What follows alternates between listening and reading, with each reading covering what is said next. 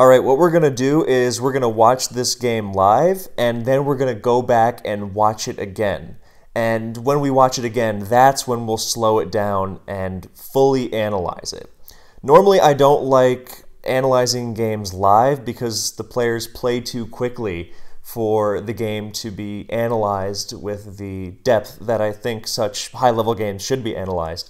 So we're going to fix that by, enjoying the intensity of the live-action spectacle, and then we'll go back and really dissect it. So should be starting any minute. I've got the calc open. Yep, I've got the background music ready. So at the beginning of the game, I'm expecting the players to play quickly, and that's good. That, especially in mainly in a no team preview format, where you should have your lead matchups and early game sequences. You should have those mapped out already. You shouldn't be needing to burn the timer on those. It's different if you have team preview because you have to analyze their team first. But when there's no team preview, you should know what you're going to do on turn one before you even do it. And for most matchups, then turn 2 and 3 as well. So we got 3 minutes. So thank you, Zom. So yeah, they're going to be playing quickly at the beginning of the game, and that's fine. I think they should be doing that for the reasons I just outlined. But there's so much to be gleaned from the minutia of even such small details at the beginning of games. They might seem routine, but there's so much that you can get out of those, and that's why I generally don't like just burning through the first 2 turns. Oh, Zapdos switches out to Metagross. Metagross double switches back to Zapdos. I think you should be analyzing why that is happening, and the speed most players play at doesn't allow for that, which is fine. But that's good on them, and we'll be bypassing that with the post-game immediate analysis while still enjoying the live-action spectacle. Now, I'm excited for this matchup. z0mOG and Linear are completely unafraid of making the aggressive moves that are needed to win.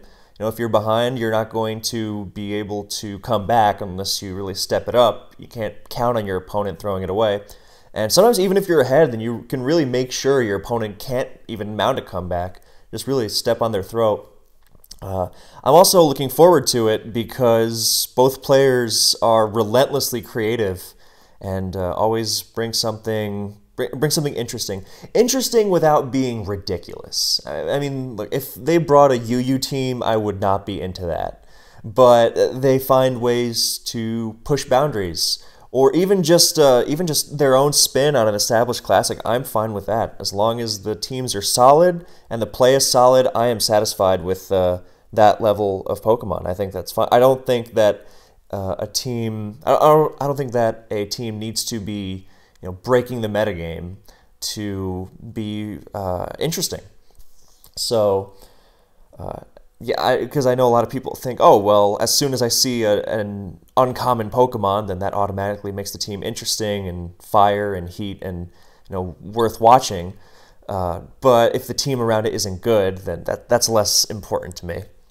So, all right, we should be starting in right about now, actually.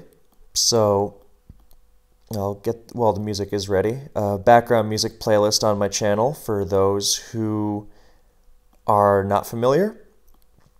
It's public. You should not have any problems finding it. And we will be using one track for the battle, and then we will be switching over to something else for the post-game. So that is why the music hasn't been playing yet, because since I have it set up in a playlist, then it would be difficult for me to switch back and forth with some calm pre-game music. You don't want a battle theme in the pre-game, but it would be hard to switch over effectively, so I decided to take that little route. And I'm spewing some BS right now because one of my New Year's resolutions is to stop repeating myself on points I've already made, and I've already said everything I want to about live recording and post-game and why this matchup is interesting. So rather than You know, well, both these guys are elite advanced players. Well, yeah, sure, okay. You know, I guess if you didn't know, then now you know. But yeah, a game, I should say, a game between two high-level players doesn't always mean it's going to be a good game. Unfortunately, that's the way Pokemon is, with variance in teams and in-game RNG, and you know, sometimes the matchup is just really good. Sometimes even a great player, you know, they have off days. They are human. So it is my hope that this battle will be entertaining at the very least. That's you know, I guess my worst case scenario is you know, an endless stall war. That wouldn't be very entertaining. And I do mean endless, because I do think stall wars with an end in sight are interesting, even if they take a while to get there. All right, here we go. Battle theme begin. All right, here we go. Mence versus Zapdos. This is always an interesting lead matchup, and Mence threatens Choice Band Rock Slide on Zapdos, but Mence doesn't always want to stay in.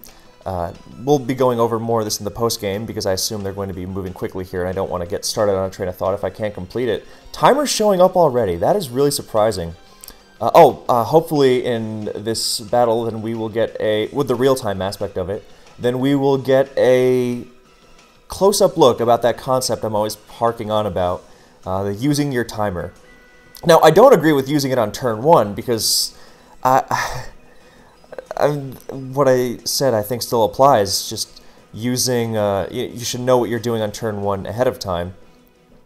Linear's down to 240, z0mOG hit 270 and clicked.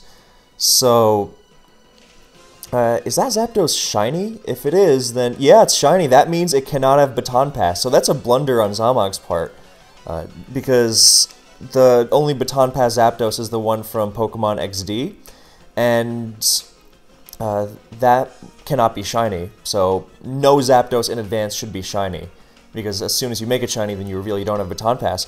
So that makes it more likely that this is a, you know, maybe Linear was making sure about that shiny no Baton Pass thing. I could understand that, because he double switches to Fortress here, and I think that's almost exactly what he was doing, because there's no way your switch to, I mean, look, I could see the Fortress double, because most switches to Salamence can be set up by Fortress. You know, Skarmory, Metagross, Bulky Waters.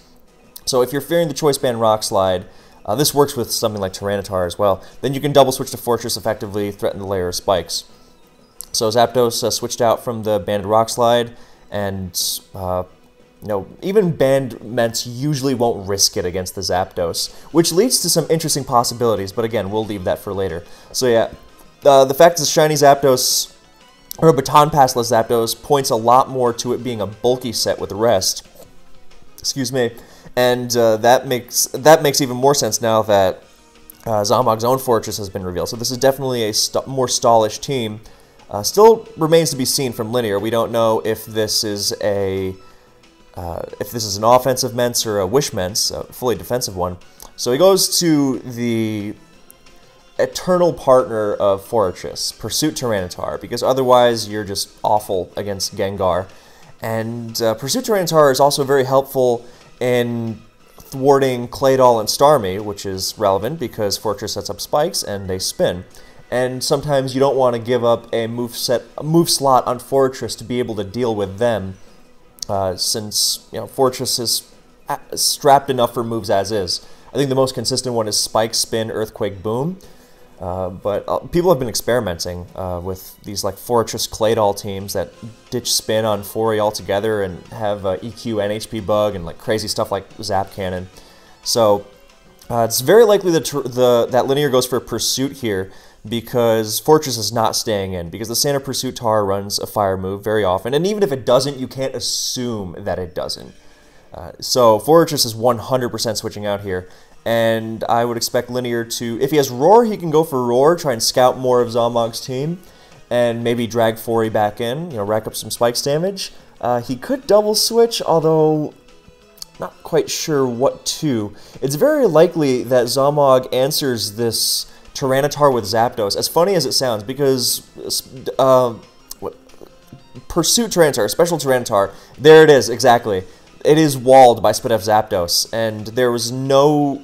I mean, look, it's feasible that the Tyranitar is physical. Like, if he has Umbreon or something for pursuing, Umbreon basically exists to pursue so that Tyranitar can run a physical set. So it's feasible that Linear could have gone to T-Tar, you know, bluffed a special set and, you know, launched a Rock Slide and nailed the Zapdos. That would have been something, but I'm willing to bet that it's probably not going to be an Umbreon. Umbreon barely fits on teams with super solid defensive cores as is, and Salamence isn't usually part of a super solid defensive core. The only time that really happens, it's usually used as an offensive way of patching up a team's defensive issues. Rather than trying to hard counter something, you pivot Mence in with Intimidate helping. So even if it does eat the hit it's not trying to switch into, then it's usually fine.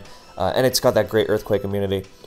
But it responds with offense. That's the whole idea. So unless you're using some Wishmence Steelix stuff, then generally you are not running the most defensive team possible. You're gonna like your offensive options, which that's good. I think. I don't think, especially Fortress teams, which have to play so reactively to Skarmory, I don't think it's good to place all their eggs in that basket of being able to. There's the Toxic.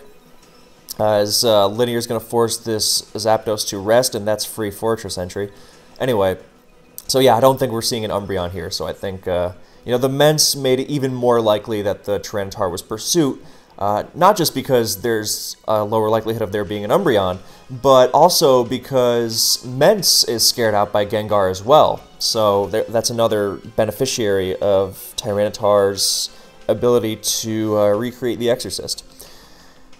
Is that what he did? Don't worry about it. Anyway, so we're definitely seeing on Linear's end Special Wall, Rock Check, and then Filler. So Special Wall, like Swampert, Metagross, maybe Claydol, and then Special Wall like Jirachi, Celebi, Blissey, and then the filler can be a bunch of stuff. Can be Gengar, can be it's not necessary that he goes to Gengar immediately. He can good move from z0mOG there. Well, actually, curious move from Linear. If he's gonna boom it or just spin, okay. See, those were some rapid-fire moves, so that's why I'm glad for the post-game possibility. So, the idea was get Fori in on a rest, and that's really nasty. I guess he wants to preserve T-Tar's health, which, that's definitely valid, especially if he's fearful of a Gengar. Oh, and now Snorlax. Well, I guess that is the special wall, but generally you don't see that alongside on a Fori team. Even offensive Fori teams generally go with a different kind of special check. By filler, I mean Gengar, like Dugtrio or Aerodactyl or something along, even something like Starmie is possible. Generally some sort of second not super fast, but just fast option that is able to out-offense the opposition. So rather than trying to wall everything, is it going to have Fire? No, it's going to have Yawn. Okay, well, Fori's going to switch out, and he's definitely preserved this Spike.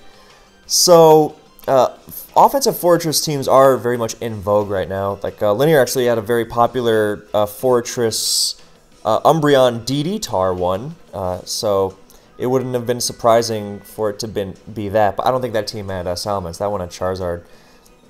So here, the Yawn Focus Punch combo, that's pretty cool. Anyway, as he switches Fortress out, and that's a free Focus Punch there. Swampert into Snorlax is not a great move. I get that he wants to, if he has a Gengar, he wants to be careful with it because that Pursuit Tar is still in pretty good condition. Anyway, there's Zapdos. Zapdos can fill the role of the kind of filler. That offensive Pokemon that also has defensive utility, and it's quite fast, so that it can offer more offense in return. Can take quite a hit, so it and Salamence function similarly in this vein. So, yeah. So Snorlax is definitely... I tend to not love Snorlax because of the issues it has against the most common Pokemon in the metagame, but it's pretty well supported here with Fortress's Spin, so it's not stepping on spikes when it's switching into opposing Zapdos, and it shouldn't have to go one-on-one with Gengar, because Tyranitar should be pursuing it. helping all of Fori, Mence, and Lax. So the team hinges heavily on T-Tar being able to do that. So, yeah, it's safe to assume z0mOG also might want to switch his Swampert into Snorlax, not necessarily because he wants to preserve his Gengar, although he very possibly might, but also because he thinks, look, I don't think I might need this one as much, because that Salamence is very likely to be mixed. It's possible that it's choice banned. Linear has used his fair share of non-Magneton supported choice band Salamences before, but mixed is very likely here. It needs to be able to immediately break open defensive cores. That's very key for this team. It uses Fortress to spike and spin to remove some pressure from switching around. From switching into opposing attacks, but at the same time, it's not going a stall route. It needs to actually be able to dissect opposing defenses. And he's sitting on Skarmory more than he's beating it up. He can't afford to have a physical Mence there, so that has to be a mixed Mence. So he's thinking, look, z0mOG's thinking, look, that Swampert's not going to be as valuable since that last slot has got to resist Rock. So look at the switch forcing Snorlax here. I mean, he's definitely a pain. He might have to switch the Gengar in here, or else he's just not well equipped to switch into. I mean, it's very likely that z0mOG has a T-Tar of his own and doesn't want to switch into it for fear of Focus Punch. This is a disaster area set, I believe. But just being able to struggling to switch into Lax like this is kind of. Oh, he lets the Fori go to sleep rather than let Per take a hit, and then, yeah, okay, so the sequence there he was afraid of. Well, I mean, if there's a good Pokemon to wake up on, it's this Fortress. Oh, okay, so Linear gets his. I clicked skip turn there. Whoops. Linear gets his Spike back up. Fortress doesn't burn any turns. I guess he's afraid of getting his stuff spun away. Oh, there's the Fire Blast. I guess he didn't. He thought the pursuit was a little too obvious. Although he could have just finished his Fortress woes right there. Now Linear's down to 15 seconds. Wow, he's been at 15 seconds a couple turns. So he's really thinking this through. He's trying to figure out z0mOG's last. I think z0mOG's last is Gengar or something more offensive like a... Oh, okay. Well, that is a Wish Mence. Well, that means it's very likely to have Toxic here. He's very lucky that didn't have... He's very lucky he didn't come across an Ice Beam T-Tar, which is quite likely on Pursuit. Anyway, there's so many possibilities, which is why I'm glad we're going to be going over all of them in the same, all of them post-game. But for now, he was more afraid of the mixed bench, which I think was very valid. He might be running like some sort of mixed Wish Mence, not fully defensive. The Crunch did 44, actually, so I do think that's more of a bulky Mence. I don't think it's unlikely for it to have a fire move. Let's hit the Calc, that's what it's there for. But I don't think it's like max special attack, lots of speed, because, well, actually it's very possible. Yeah, wow, that could be a... Well, it might be... I don't think it's minus SpitF. It did 44. So the last is the Rock Resist. That's Swampert. So, interesting team. Definitely Wish support keeps... I like that because it keeps Snorlax going against the special attackers. So with Fortress's Spin, then that helps. Now, every other... I don't think z0m is going to... Oh, dude. I don't know about that. I guess he was afraid of Focus Punch or something, but... Well, now Blissey's just going to drop, and now Zapdos is going to terrorize him. The only saving grace for z0mOG might be that his last is fast and might be able to threaten most everything. Like, an arrow would be really, really scary here.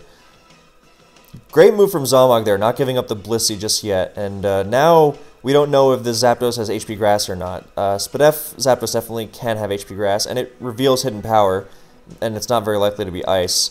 So, good moveset choice there. A lot of SpitF Zapdos can actually threaten... Oh, it's Roar, it's no rest. SpitF non-rest Zapdos, I like it. I guess maybe he's trying to pass to it with Blissey. Well, now he's dragging it... Now if it's Gengar, that's really helpful, because he just dragged in the Tyranitar, and forced spikes on it, and it can't heal up a little because of Toxic. And it's not gonna, yeah, so now he's gonna take the T-Tar down with it, almost surely. Yeah, no, that T-Tar is dead to another T-Bolt. He has no way of switching into it nicely without... Yeah, he has no way of switching into it nicely. He has to give something up here. I think it's not totally unlikely he gives up Fortress, because everything besides the Sleeping Fury, which he's not switching into, is faster than it. So, okay, I think that might be that might have HP Grass, that meant. It might be Wish, Dragon Claw, Fire Blast, Grass, because it's not minus Spadef, I don't think. Yeah, it did 44. It's not minus Spadef, as you can see by that crunch. That's what it would do. So I don't think... But it's definitely offensively inclined. So, yep, that was to be expected. I don't know if Zom didn't take that into account, or if he was just too afraid of switching into it. I guess this does... No, that is correct, though. He knew... Look, Swampert... Okay, going back to the earlier point that I didn't get to finish because they kept playing.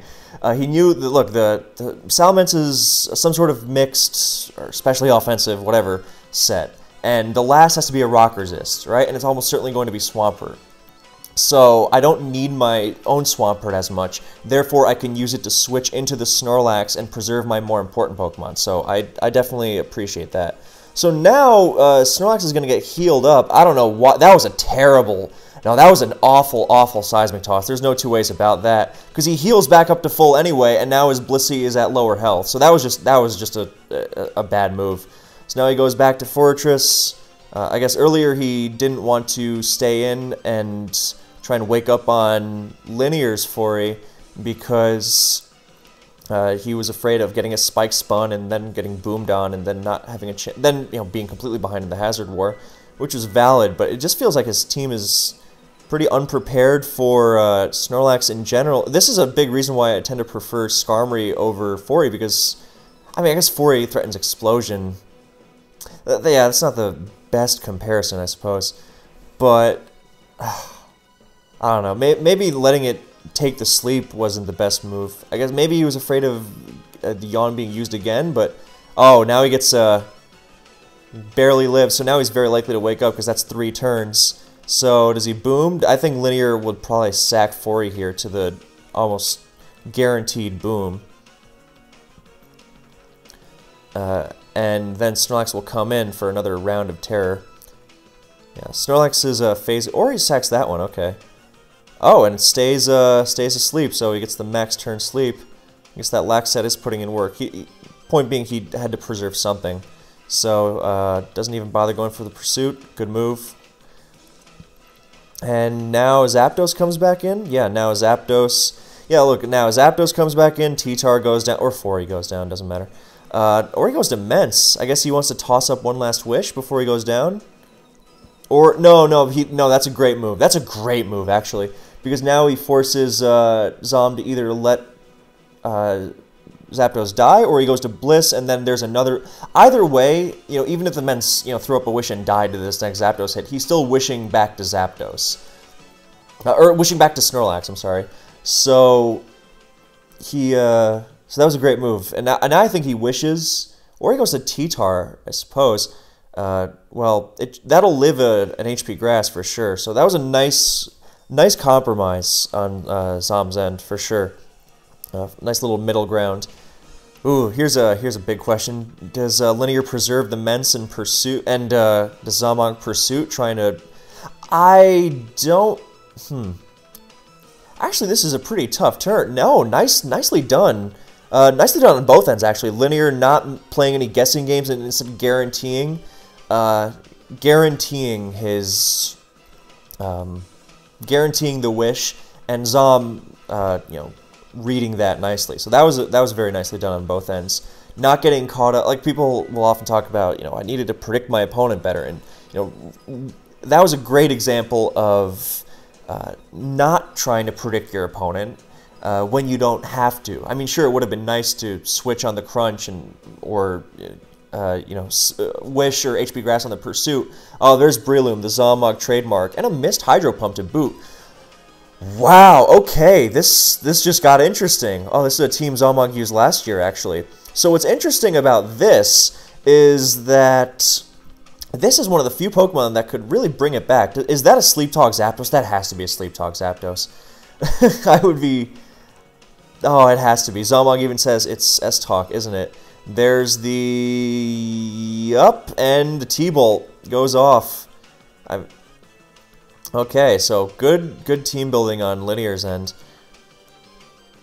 So now it's not so good. I don't think it's a rest Sleep Talk Zapdos. I think it's just a Sleep Talk in the 4th move slot. Like I tried that on Moltres a couple times. It's good. It's hard to fit sometimes, but on a team that has flexibility like this, then ooh, is it actually Rest Talk Roar?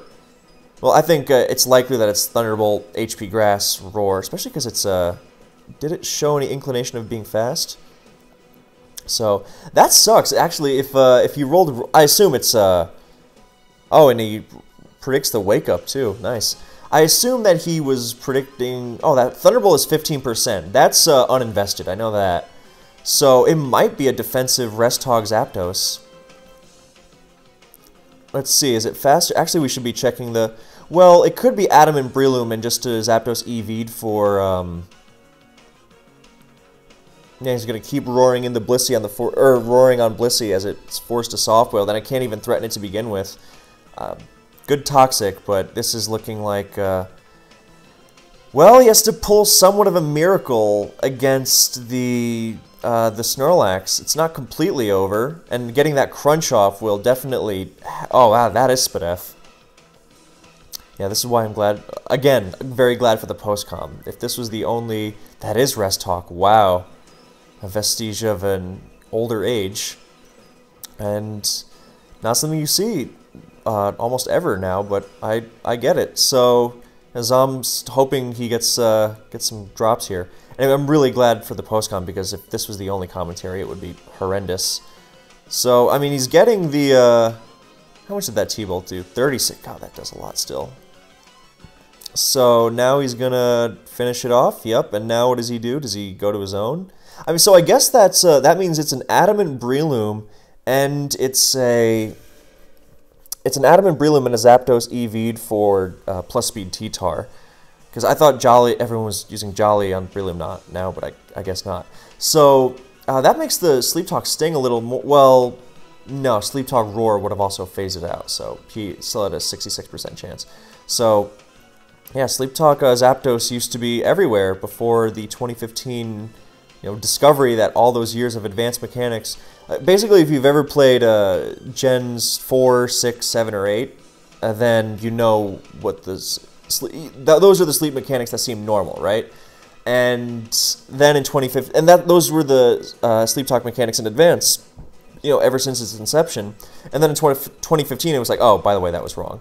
So, I mean, he's managed to wear this thing down. I think he has to sack... Well, actually, no, it's still not looking great, because I don't know if the... No, I don't know, the Blissey can't be Zapdos. Okay, I think this is definitely over. Yeah, it doesn't have... I mean, he's gonna, give it a try.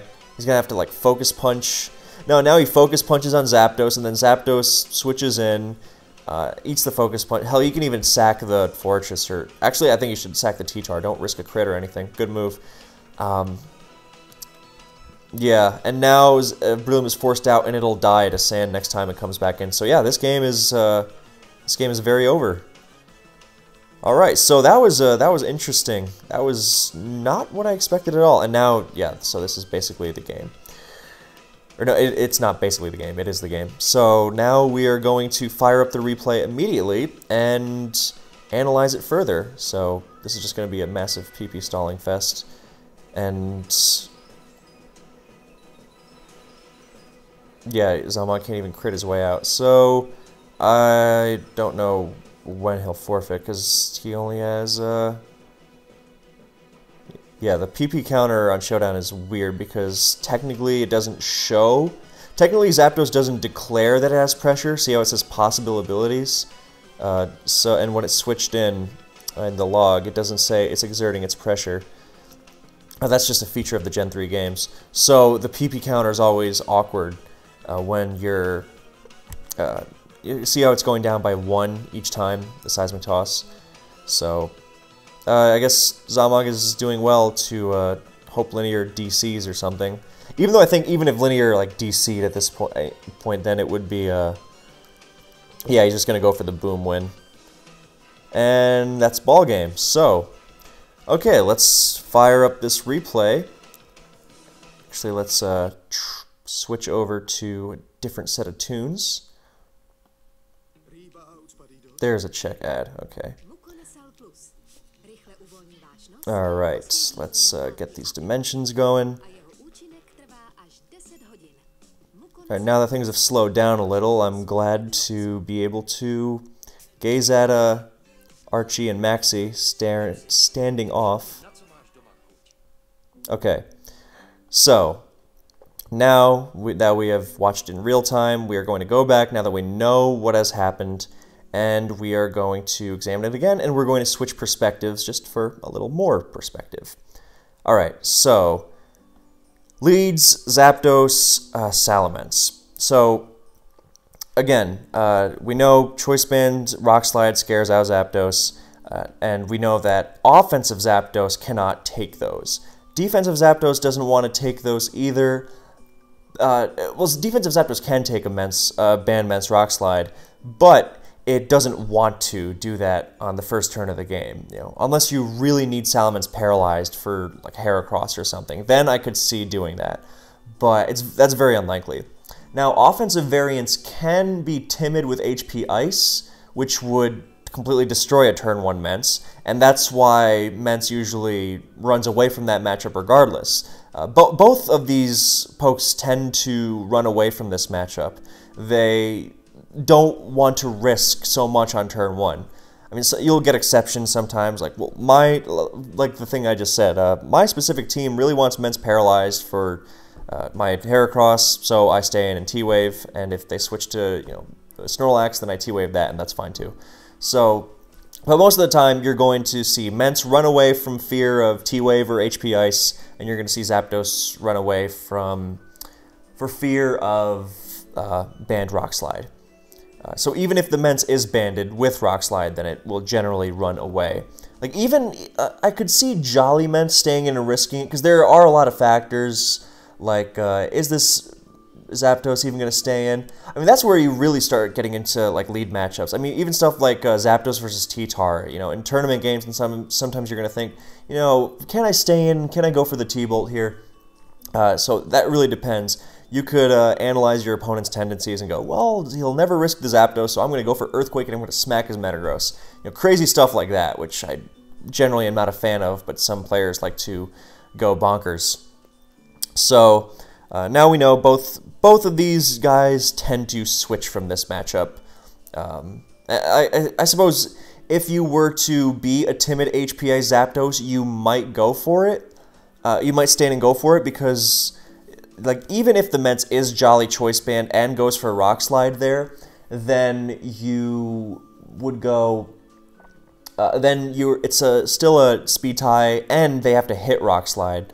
So, but then, of course, you have the option, look, I'm an HPI Zapdos, but I don't want to reveal HPS in the first turn, and so I might, and I know the Mence isn't going to stay in, so I'm going to T-Wave or Double Switch or T-Bolt on the first turn. You know, we mentioned the possibilities of Mence doing crazy stuff. Well, Zapdos can predict Mence switching out, and it's a little less crazy.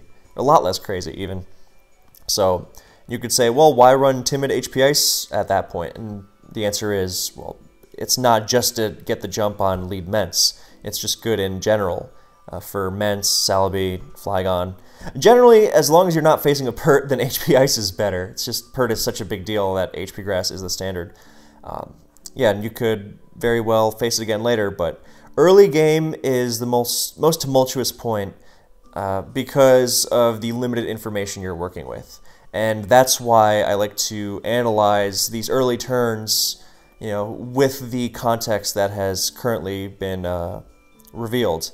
Because they take on more meaning throughout a game, and that's what we're going to be sprinkling in here, of course, but just each individual turn deserves a lot of attention. A lot of us tend to get wrapped up in, oh, it was one turn, it's not that big a deal, but every single turn is so crucial in a high-level game like this. So, okay. So, we now know Fori, Oh, and of course there was the blunder of the shiny Zapdos. So a lesson learned: don't be shiny. Yeah, now I mean I'm a big fan of shinies, but even I don't do that to my Zapdoses. So yeah, I think Linear was probably checking that on the first turn. Now, Fori from Zapdos is a good move regardless, but it makes a lot more sense when you know the Zapdos doesn't have BP. Because offensive lead Zapdos, like, almost always have BP. 99% of the time, I'm going to say. So, if you... Alright, one thing at a time. So, the fact it's a shiny lead Zapdos, or it's a lead Zapdos you know doesn't have Baton Pass, means, look, I know this isn't going to be I know this isn't an offensive Zapdos that's going to, modest T-Bolt my Fori into oblivion, so I'm going to the Fori because the Zapdos isn't going to get risked and a defensive answer is coming in. Now, this is pretty good logic in general if you really know how z0mOG likes to play, but if you know it's an offensive Zapdos, then, switching it into a T-Wave and then having to eat a T-Bolt on the second turn, that's a lot less than ideal. So I am going to... I'm going to say that if it wasn't a shiny Zapdos, that Fori switch might not have happened. It might have, just by virtue of, oh, well, this Zapdos, no way it stays, and then risk the CB slide, and I'm going to get Fori in on the Pokemon that come in to counter Ments. That's generally a solid strategy, but with the reveal of the non-BP Zapdos, then I think it was just set in stone. So anything beyond that would be harping on or just hammering that point in repeatedly. So we're going to move on. Fori on Pert, even if this is an offensive Pert, you got to get your Spike. So as we now know is running a defensive team with Fori. And yeah, the Fori on Fori matchup is so interesting, especially when you don't have a Gengar or that old relic HP Fire Fortress. That hasn't been seen in years, and for good reason. Better moves to be running, but generally you're gonna be in these weird little matchups against it. Like you don't want to come in at the same time, because then you're gonna forever be in that spike spin nonsense, and you're gonna end in a stalemate. And one way to get around it is to, and if you ever switch out, then you risk them getting rid of your spikes while still having their own, and your reward is a little bit of pursuit damage on the Fori. So that was good. That's very important with Fortress. I mean, a lot of people, Fortress is best when it's used offensively, and so like moves like getting it in as Pert comes in, not switching it into Pert. That goes a long way. That health is really crucial for later in the game when you're trying to get that spin off, trying to get that boom off. So now, in retrospect, we know that these two are running... I mean, they're running Fortress Pursuit Tar stuff, and z0m is running a bulkier version, whereas Linear is going really all-out offensive. So I think most players would have chosen to Pursuit the Fori here, and I think that might have been a better move. Not that, well, because he goes for, does he go for Fire Blast? I think going for Fire Blast is obviously not a bad move, just to show that you have it. I mean, you could make the argument the other way, like, pretend you don't have it now and then surprise the Fori later. Get in his head a little bit. I could see both arguments, to really... I don't think it's a hill worth dying on. I don't think it's really worth nitpicking. So I'm going to say that I personally would think Pursuit is a little better when every little piece of chip damage is big on the Fori. Lest you for later in the game, especially when you've managed to get your Spike and keep it. But I understand why Fire Blast. So you hit Zapdos. z0m again makes a great move, making use of Zapdos here and toxicking it.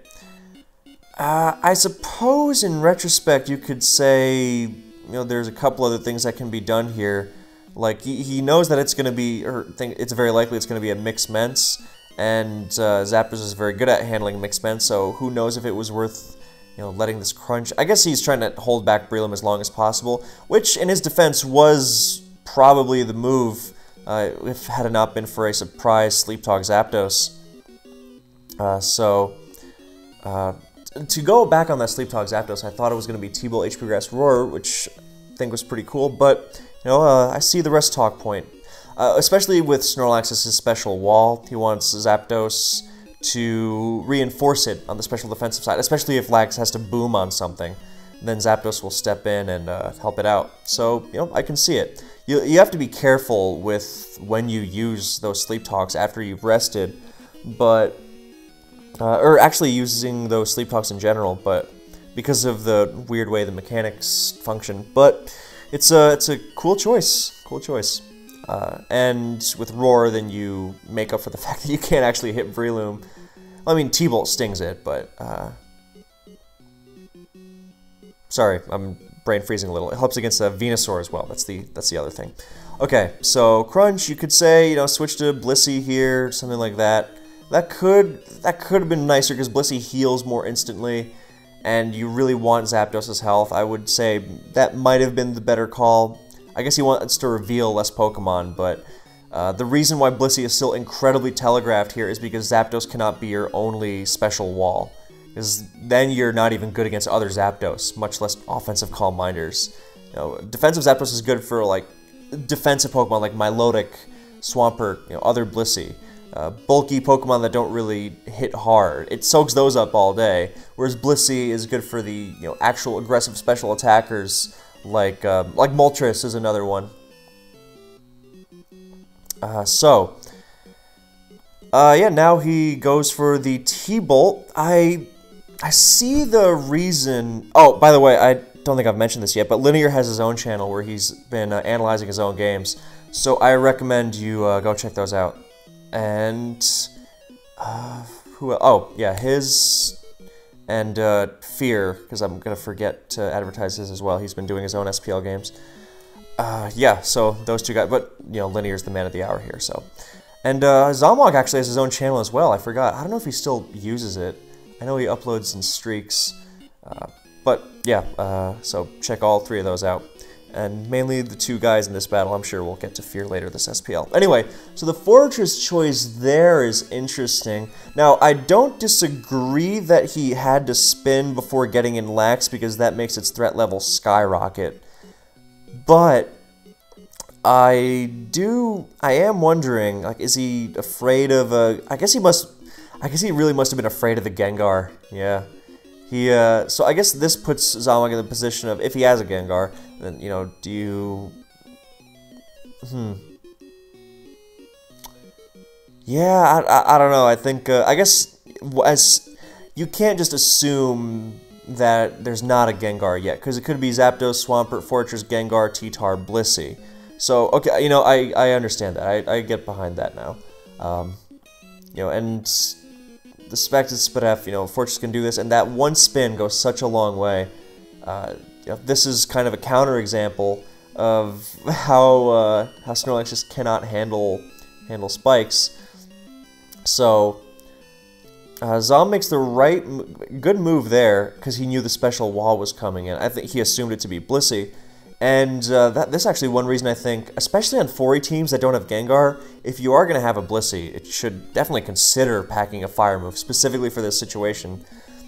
You gotta if you're going to be running 4E, like, at least Drill Peck Skarm can Drill Peck 4E down, especially if you have a team with Mence and like Arrow or Zapdos and Gengar, or not Gengar obviously, but Mence, Arrow, Zapdos, Flygon, that kind of stuff. At least if you don't care about spikes that much, at least you can, play the long route and Drill Peck 4E down that way. But with 4E, your own 4E, you don't really have that option besides chipping it, so I think you really need as much fire coverage as possible, and on your other Pokemon. It applies for the Skarmory thing too, but especially for Fortress, because your own Fortress can't threaten the opposing one. So it takes a different route here, and I mean, at this point, you really think, like, this... Well, I take back what I said earlier about Skarm, because Skarm also succumbs to this Yawn Focus Punch thing. But I guess it's more the fact that so much of z0m's team struggles against Lax. because it's Spadef Zap, Bulky Pert, Blissey, Spadef T-Tar. I guess normally, you know, the Spiker plays some role against that, but at the same time, you're still going to have that issue because of the threat of Magneton. So Magneton goes down, you're going to have similar problems.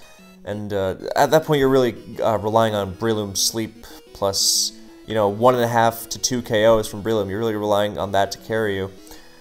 And just kind of split the difference.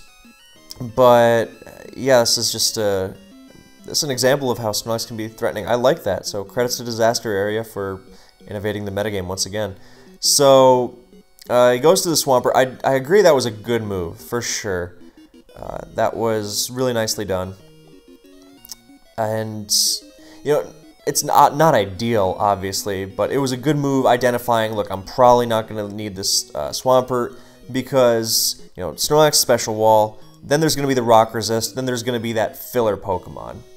You know, that offensive Calm Minder, that Gengar, Dugtrio, Arrow, that Zapdos. I was expecting it to be more offensively inclined, but, you know, same idea. Moltres could be there as well. So you generally realize, look, this, I mean, feasibly you could say, yeah, it could be Aerodactyl, but at this point, you know, you can't switch it to anything else. So it's partially, look, I don't need this Swampert as much, probably, and, you know, mostly, like, I don't really have anything else I can switch into this, so good pivot into Zapdos there, very forced Earthquake. And even if it's Surf Pert, then, you know, Surf is a lot better than... well, that's from the perspective of an offensive Zapdos, which is what we thought here. And now we know with hindsight that this Zapdos does not have HP Grass at all. So he's making a good move of... sometimes when you have HP Grass on your Zapdos and you're staring down that Swampert, you're just thinking, they're totally going to stay in, you know, I better play it safe. And then you HP Grass and they go to, you know, their Gengar and you feel like an idiot. Or their Arrow. So, you know, not having HP Grass, you know, bluffing it like this really helps with that. So I appreciate that. He's really committing to it. And so now Blissey comes in. And I want to say it's turn 13. Linear's timer's at 30 seconds. So he's really mapping these out. On turn 4, both of them drop to 210. On turn 6... Zom dropped to 120, Linear to 150. On turn 9, z0mOG to 90. Turn 10, Linear 210, z0mOG 60. And turn 12, Linear down to 60. So he's really... Now, of course, this means he is going to have to make some rapid-fire moves soon. But he's not making rapid-fire moves with no thought. He's making rapid-fire moves that he's already thought about. That's what he's doing at this point. He's mapping out what he can, calcing. I don't think anything has really deserved a calc yet, but he's mapping things out ahead of time, and now he knows the sequences he's going to get himself into. Like, look, Blissey, the Special Wall comes in to no one's surprise. He forced out the Pert, Blissey comes in. Snorlax comes in, another Reign of Terror. So he knows he's putting a lot of pressure on z0mOG already, and when he gets his Snorlax back in, he's just, you know, clicking automatically, you know, normal stab or focus punch. Blissey can't risk it. So Yawn, actually very safe move. And he's going to be, you know, wreaking some havoc. So he knows what he's going to be doing already. And, sorry, I'm train of thought again. But now, so he's using that, since he knows what he's going to be doing already, knows he can get some rapid-fire clicks in, then he is using that time to figure out what the possible lasts on z0mOG's team are. So he's not going to be surprised when that, you know, he knows it's Pursuit Tar plus something. Trying to figure out what that something is, based on, you know, seeing if he can glean anything from, you know, z0mOG's not his tendencies team building wise necessarily, but if he's made any plays in game that would suggest, oh, there's totally a Dugtrio there, because Dugtrio does seem very feasible right now. In retrospect, Breloom seems incredibly obvious, obviously in retrospect, but I say that because Zom used the same exact team in last year's SPL, and then used it a bunch afterwards and said it was like one of his favorites. So he was probably going back and checking that. So Yeah, now back to Lax. You know, the first spike isn't so bad if you're getting a lot of mileage out of Lax, and you're not switching into an attack on top of the spike. Now that's fine, especially with the Wish Ments. So I do like the unconventional but solid way in which this team is constructed. So yeah, Blissy's getting out of there. I mean, if Blissey like stays and Seismic tosses on a Focus Punch or Yawn, then that's okay. But it's for that reason that it seems very, very safe for Linear to go for the normal move. And yeah, and Blissey knows, you know, since it's so safe for him to go for the normal move, then you know that's why he goes for Yawn. And he can't risk the Blissey just because it's so safe, and he's not yet at that desperation point. So yeah, Fori comes in again, and you know what does he do? Does he go to Swampert and need another Focus Punch, which he can, and then what does he do? Does he try to hit the Zapdos on the switch? Zapdos is still probably going to come in anyway. Chase it out, back to Blissey, back to Fori, back to Snorlax, which is going to, yeah, it's going to take another, it's going to go down to 75%. But is it going to, can he make his way back from here? So, you know, that's why it's such a tough turn, because the Focus Punch is so telegraphed, but there's nothing you can do about it, which is a big reason why this Snorlax set is so nasty. So here comes Fori, good move on Linear's end, knowing he's probably, you know, getting desperate. Like, if the Fori booms there, then that's fine, because Spike on both sides is fine, especially with the spinner going down for Zom, so Linear's spikes will stick. And I think he cares more about that, given how much pressure he's exerting with them. Than we know that he can reassert the Snorlax with his Ments' Wish. So he would have been fine with that boom. And if it does anything else, then you know it's going to sleep. And if he switches, you know, not the end of the world. That would be very unlikely for him to switch anything else into a Focus Punch there. So it was likeliest that the Fori was going to try and blow up. So well done there. And down this thing goes. So z0mOG makes a good move here and goes to T-Tar because he can't risk Linear getting spikes and spin off. He's got to limit him to 1. So I mean, look, this is incredibly easy for me to say. This should be a pursuit. I don't know. It's a tough call. I guess on one hand you can say, look, he doesn't really have good switch-ins to this. As we're about to see, he's going to switch Ments into it. So you could just say, yeah, just go for the Fire Blast. So actually, let's go back to the damage calc. That same Fire Blast does 23 to the Ments, so we know it's not a. You know, in a sense, that makes the counter a bit of a worse move because. Wait, no, sorry, no, I'm full of nonsense. Wait. It does 23, it does 22, and it cannot do 22 to a naive Ments. Okay, never mind, that was correct. Unless I'm going crazy or something, but it did 22, which it cannot to a naive Ments, so it's a neutral nature Ments. So it's very unlikely there. It's super unlikely that this Ments is going to have, you know, physical attacks. Because if it has physical attacks and special attacks, it is minus special defense. 100,000%. And it's not going to only have physical attacks on that team, because otherwise he's just going to, you know, not do well against Skarmory at all. So it has to be special. So at that point you say, okay, it's special with... Unless you want to make the argument that it's naive or rash or whatever with like HP investment, you know, 20. I don't think it's the case. So I think the crunch there would have been better. I guess this is another argument for keeping your Zapdos healthy against the, because you know whatever the special tar it was doing to Zapdos, you know, it does even less to Blissey, and Blissey immediately heals it off, and now the crippled Zapdos, you know, means that Zom is worse against the Ments overall. So, I mean, you could, I think you could maybe use the Zapdos, because if the Ments does somehow have Brick Break or Earthquake, then it's going to go for it here. And if it doesn't, then it's going to do something else and Zapdos will be fine. And then that means that Blissey will hard counter it. So you don't risk your T-Tar doing nothing here. I don't think the counter was based in... I don't think the counter had enough information behind it to be, you know, a good move.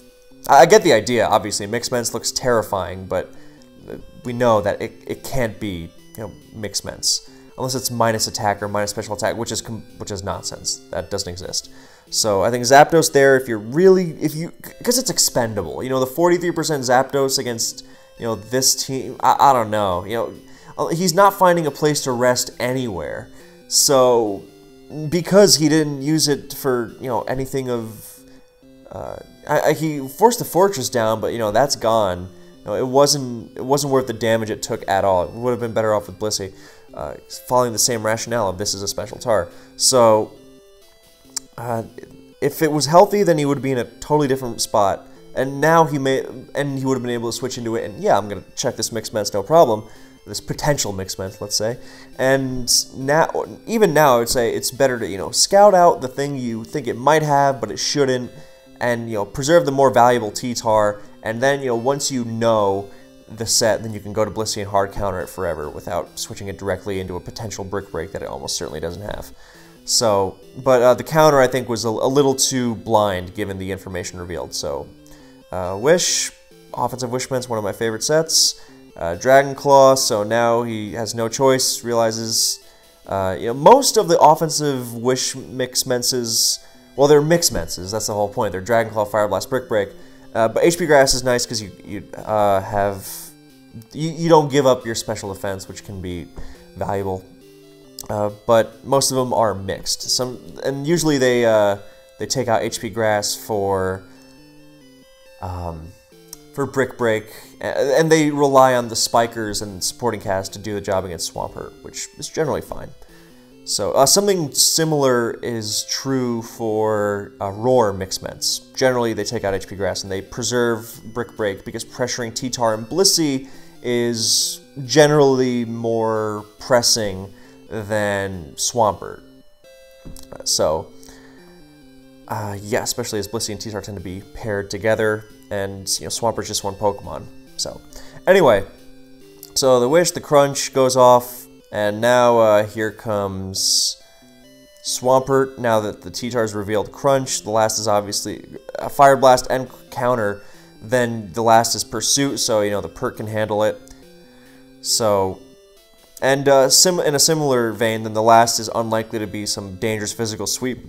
Excuse me, dangerous physical sweeper that you need Pert in perfect condition to handle, so you can let it take some hits like these. So now. Hydro crit, that crit does sting a little because now it's in as Swampert. Actually, let's do the calc there. We didn't get the chance to during the game. How much is that offensive or not? I'm gonna guess no because the Crunch only did 33. So you know, let's just do offensive against Tyranitar. They finally updated the sets on the calc. Yeah, that would have done a lot more if it was offensive. Like, even if it's, like, quiet or something, then it's, you know, 37 minimum. So it's very likely max HP, not as likely, So now the more pressing calc, Hydro crit, yeah, okay, that's not doing 27. A Hydro crit versus, I don't know why this is 44, but, yeah, that's doing a lot more. So it's a defensive Swampert. That Hydro would have done 20... That Hydro would have done a lot more. And from a... you know, even from an Endeavor Swampert, that would have done a lot less. So now we have a... So, yeah, Hydro from 0 special attack. You know, 27, so that's a bulky Swampert. So, point being, it's not going to have Focus Punch. Therefore, you have to go for the soft build, or Blissey is just out of commission.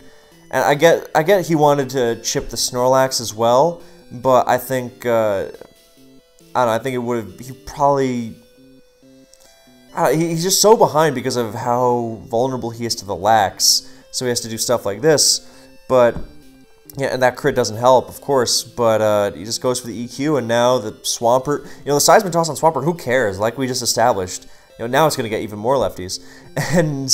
Who cares, because you don't really need it in this matchup. It's almost certain.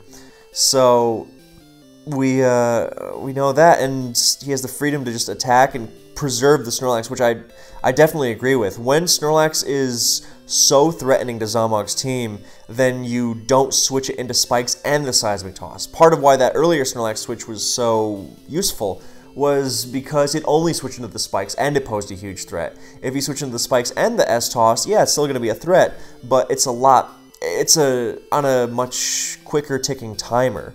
So I think that EQ is very, very smart by Linear, first of all, but I think z0mOG should have taken that into account and used soft-boiled. And again, I realize I'm on the outside looking in, and it's very easy for me to say stuff like this, and for any spectator to say stuff like this of anyone playing in SPL. So, please don't read this as me, trying to make anyone out to be a bad player, because SPL is tough. I mean, great players misplay all the time, and SPL is no exception. So, but I do want to point out that I do think there are reasons why certain moves are better than others. So. And, if I'm missing something, please point it out. I have been wrong before, and will be wrong again. That's what's so wonderful about Pokemon. We're always learning. Anyway, so now Blissey runs like hell, and Linear plays it safe, goes for EQ. Good move from Zom. No reason to ease up on the pressure for Linear, because protect for more health, shows HP Grass. And, there was a good move, not just because playing it safe, but because... you don't want to be embroiled in prediction. Well, oh, I think the Zapdos will come in here, so I'll use Ice Beam. And then the Blissey heals, and you're like, oh, well, I didn't need to hit the Zapdos. I got, actually, no, I think he's fine, because it's Spadef, and he's got his own Zapdos at full, and hell, his own Mence. So, yeah, it would have been nice, but would you rather that, or would you rather ensure that the Blissey, has to sacrifice something else before it can come back in and heal up? Because it's going to be at 17, 18, depending on rounding when it comes back in. So ensuring the Blissey stayed that low, I think, was a good move. I mean, you could make the argument either way. Well, the Blissey was obviously never going to stay in because he has the switch in Zapdos. But that again, it's like the Fire Blast with T-Tar earlier. Yeah, I could see it, but it's mostly splitting hairs. If the Zapdos was a huge threat, I would reconsider it. If the Zapdos was sizably more threatening than the Blissey, then sure. But being able to knock the Blissey down is nice because remember, Linear has his own Zapdos, which is also looking pretty nasty. So of course it can't touch the Swampert, but z0mOG doesn't know that yet. So yeah, it's very unlikely. He's very likely that he gets it in again. He's gonna have to make some less than savory switches. So Roar, good move on Zap, and good switch from Linear. Now, it's looking less and less likely that there's a Gengar on Zom's end, simply because the Snorlax was so threatening that you have to think it would have come in at some point just to assuage the threat that he was, under. He went to Swampert because he had no other choices. I mean, yeah, he might have been fearing the Pursuit Tar, but I think at some point, like during the Snorlax's second assault, it would have come in at some point. So, at this point, he's less concerned about... well, he makes a very good mid-ground by going for the Crunch and then going to Mence. He doesn't completely give up the Tar, just in case you can still take on a bulky Gengar with T-Bolt. You can still get that Crunch off later on. And then the Mence's health is kind of not so important. So he makes the great move by going to Mence there and, being able to finish the Zap off. I think he does that again later, actually switching it into the T-Bolt. And now, as we established already, I think not expecting the HP Grass at this point was a mistake, especially when he, with the Crunch doing the damage it did, and with not using the Brick Break on Tar and knowing, yeah. So now, now the Crunch and the Fire Blast doing the amount of damage they did. Let me double check the Crunch damage actually. On Mix Mence, it'll do, yeah, it did 44 to the Mence, I believe. Let me double check that. Scroll up. Yeah, it did 44, and it would do 47 minimum to minus special defense. So this HP Grass was very expected. I guess it might not be that he didn't expect it as much as he has nothing else he wants to. Yeah, okay, no, I take that back, actually. I now agree that, with this stay-in, even if you are expecting the Grass, simply because there's nothing else you want to switch in. Because Zapdos is thoroughly used... Well, I don't know. Maybe it's... Actually, no, I take it back, I think you sag Zapdos simply because Swampert can actually switch into Snorlax once. I guess he was really banking on Breloom I mean, he had to. What other choice did he have? But yeah, I think Zapdos could have been sacked instead. Because I mean, it's definitely a cool set.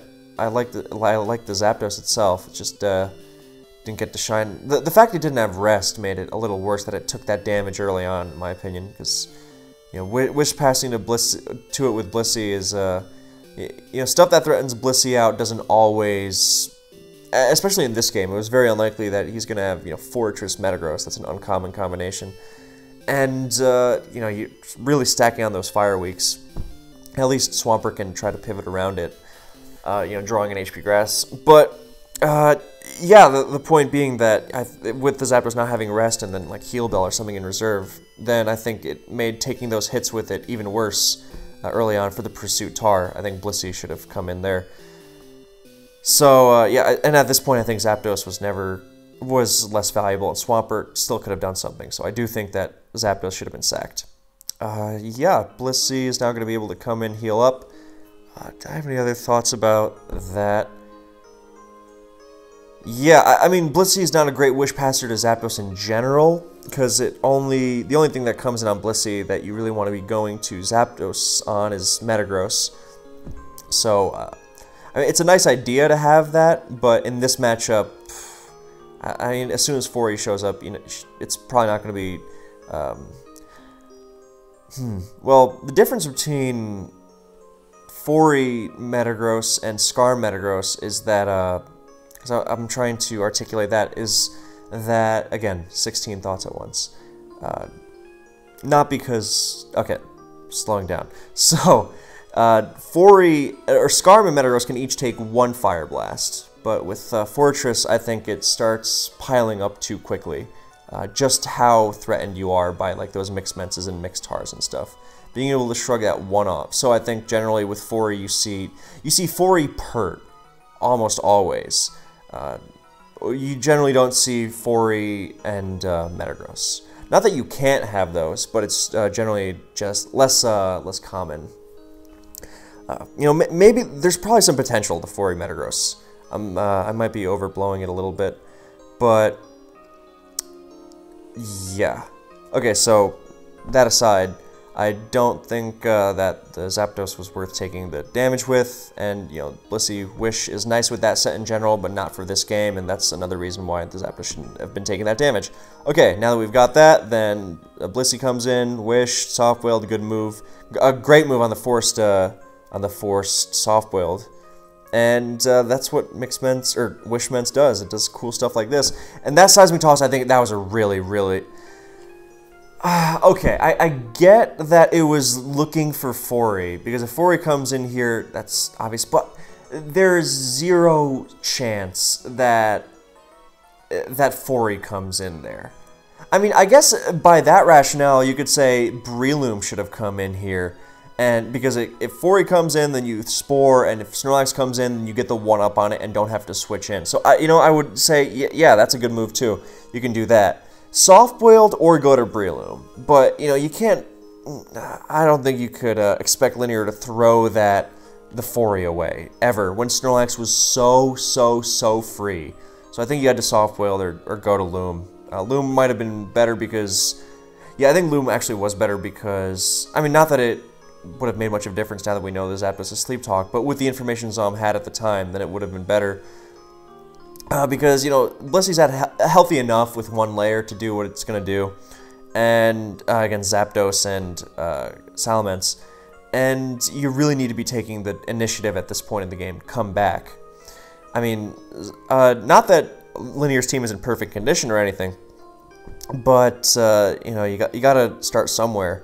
Threaten the Snorlax out, launch a Focus Punch without sporing, make and that'll make the subsequent Spore later more devastating because the team will be even more softened up. I mean, look, the Swampert's, a little over half health after spikes, T-Tar's nearly dead, Fori's nearly dead, so, it would have been a start, at least. But yeah, I definitely disagree with that seismic toss.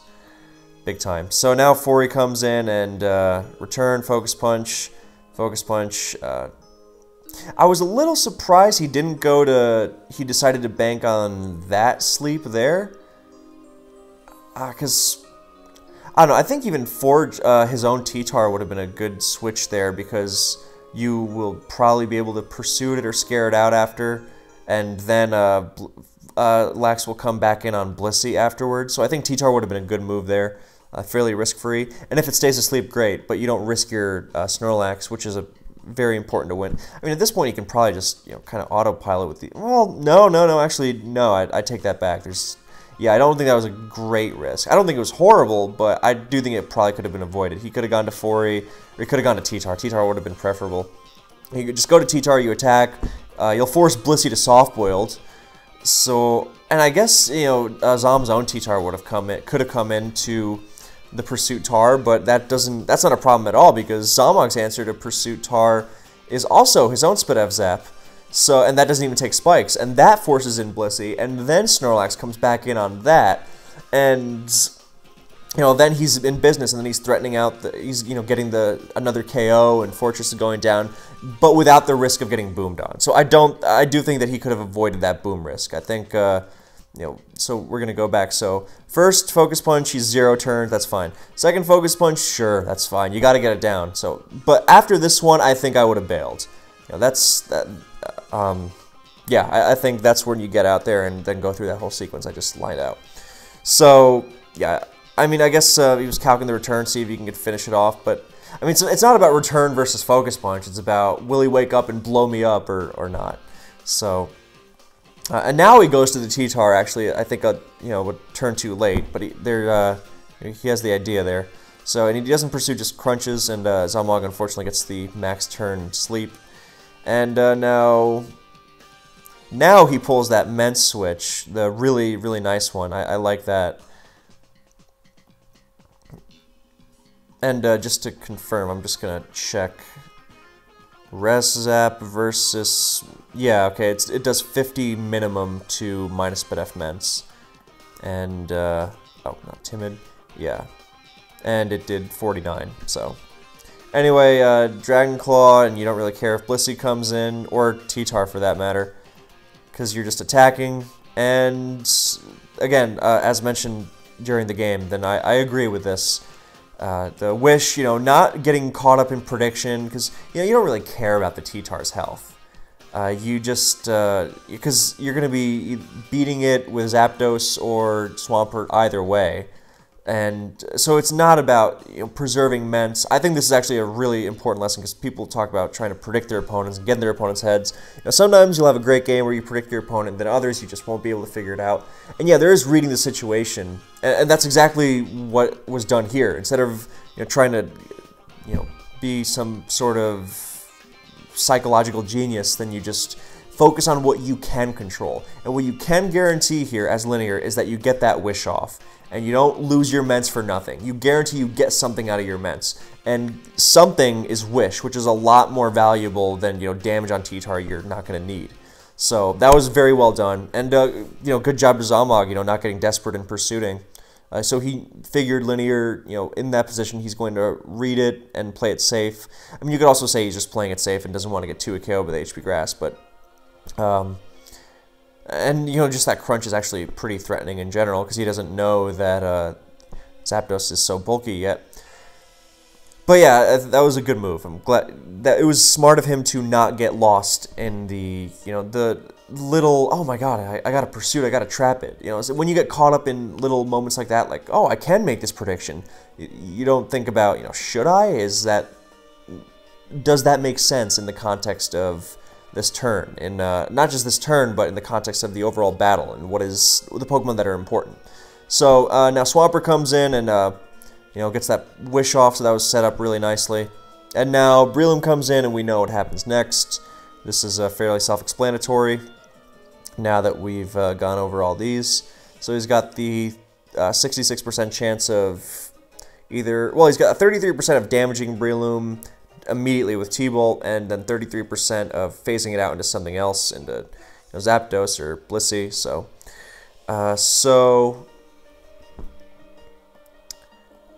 Sleep Talk, another perfect Sleep Talks there. Although at this point it's pretty much over. So he wakes up and roars. Zapdos, such a monster. Zapdos in general, just monsters. So there's Adamant Breloom, which I thought had gone away, but there you go. Yeah, even I'm in the Jolly Breloom camp, as much as it pains me. If there was a team that I would say, yeah, you can use Adamant Breloom safely on this, then it definitely would be the one with, with a good defensive backbone. But I think more offensive teams that operate at the faster pace definitely need Jolly. So I understand it here. Not that it would have really made a difference, but little thing to point out there. Anyway, so now Crunch, Sleep Talk. So Sleep Talk is, as a Crocoon, the rejuvenated Asta variant, and just in general, even before that, as Crocoon has shown us in the post-Sleep Talk mechanics change era, then Sleep Talk is still good so long as you don't have to switch out. If your Sleep Talker can just stay in, then, God, sometimes I forget how strong Zapdos is even without investment, because that's a lot. Oh, well, okay, the first one, 36, that's max, but he still had a very good roll to KO there. And yeah, I guess, I wonder if that was the best move. I guess, the reason I say that, well, no, I guess that, no, Swampert is at 100%, yeah, okay. So he was still going to win. I say that, well, let's put him at 33 and see, maybe he has some special attack EVs. Okay, he has a 62% chance to KO. I was just thinking, if he loses Zapdos there, the rest rolls were unfortunate, but I was going to say, if he loses Zapdos there, and can he still beat the Breloom, which gets one more switch in, and then I realized, yeah, it can, because you sack Snorlax to sleep, because Sky Uppercut won't KO it from high health, and then you sack something else, and then Swampert beats it one-on-one. And, I mean, I guess the question then is, can you still... Actually, that turn is a lot more important than I realized. Yeah, if Zapdos... I mean, I guess, banking on... this says a 62.5% chance to KO plus crit or para full para. And it's probably a little lower than 33, because... of the way Showdown rounds. So instead of being at 133% or 133 HP like I have in the calc right now, it might have been 132, and even just 1 HP lower bumps up the percent like this to 68.8% chance of a KO. It's not on the screen right now, but just listen along and you'll be fine. And so those are fine odds to take. So yeah, I guess the issue wouldn't be the Breloom, but how Breloom leaving destruction in its wake would then make it tough to handle the last Pokemon Blissey, because Fori goes down, T-Tar does nothing, and Fori doesn't absorb sleep either. I guess you would have to, like, you know what he would have to do? He would have to go to Snorlax on the Breloom, then draw the Spore, sacrifice Fori to it, then sack T-Tar, and then go to Swampert. And then he would be fine, but that's of course assuming that z0mOG doesn't Sky Uppercut the Fori on the switch, because if he does, then Snorlax or Swampert take the sleep, and then he probably wins. So thanks to those two rest sleep talks, if he got the low Thunderbolt roll and KO'd Zapdos, he actually had a very decent chance to win. So, little fight to the end, of course. So that was interesting. I think, the odds were very much in Linear's favor with this Zapdos on T-Tar thing. But, good to know that it was plausible that, they were not the lowest odds in the world that he still could have won there. So, of course, now it's just completely over. The Blissey can't even crit with Ice Beam, so... we're just going to cycle through this, and Snorlax, now he just spams normal moves, and Zapdos goes down, and there's a Sky Uppercut. Yeah, I wanted to mention that Linear used Sleep Talk mechanics correctly for those who are unfamiliar with them. So, or rest talk mechanics. So basically what you want to do is before you switch out, after you've rested, if you're going to sleep talk, you have to actually burn a turn of sleep without sleep talk. So put it this way, so Zapdos rests here, right? And so now he has 2 sleep turns left. Now if he sleep talks twice and then switches, when he comes back in, he will have 2 sleep turns left still. Okay, that's a mechanic that, you know, even people who have been playing Advanced for a while don't have their heads wrapped around, and sometimes they mess it up in tournaments. I think that happened in SPL, I'm not sure. This SPL, I mean. But I don't remember 100%. But basically the idea is, you know, if you sleep talk here, then you have to... If you sleep talk here, then you have to not sleep talk the following turn, right? And I think if you don't sleep talk, then you sleep talk, and then switch, then you have 1 turn remaining. So basically, after you sleep talk, you have to, you know, not sleep talk and burn the turn. So I think it makes sense the way I'm explaining it. So just rewind if not. But yeah, so he sleep talks, and now he just doesn't sleep talk and burns the turn. And that way, when he comes back in, then as you see here, he wakes up. So that was well done. And yeah, if you're going to be using Rest Talk Zapdos, you better know that. So now this little stall war, and then he decides I'm just going to blow this up. So yeah, that's the game. So that has... Okay, so Blob kills Blob, and GG. So, I hope that was entertaining and or useful for you guys. So, thanks for watching. I hope you were entertained and or enjoyed it. And I will catch you next time.